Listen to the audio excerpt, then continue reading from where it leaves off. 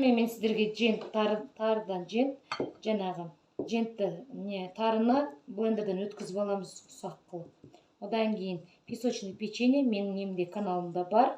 Мейіз қоссаңыздар болады, кішкене дәмін келтіргенге қант және гехи майы. Бұл майды жаңағы еріп тұрған күйде мөлшеріне қарай саламыз. Песочный тестаға жаңағы тарымызды, қантымызды араластырып аламыз да. Мейіз өздеріңіз егер керек деп ойласаңыздар, жасасаңыздар болады.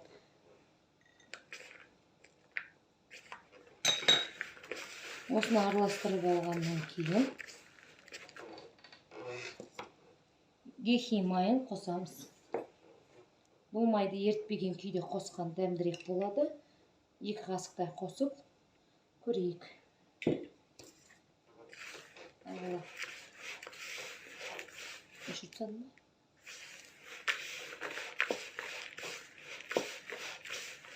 Міне араластырамыз. Майды керегінше сиетіндей.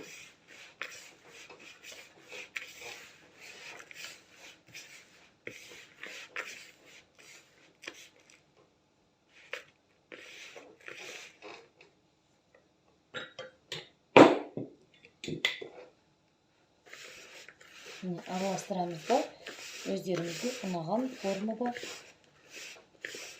Май шай аз қасықпен 2 қасық жеткілікті екен.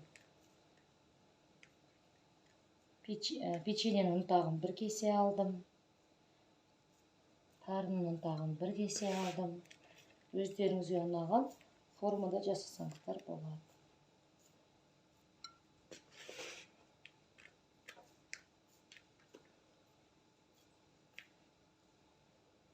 Бұл үйдегі бар затымызбен балаларға,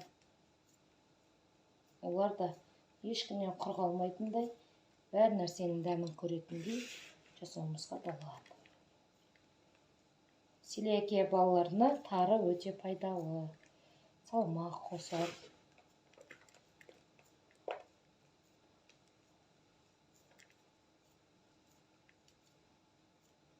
Папаға да арналған бұл.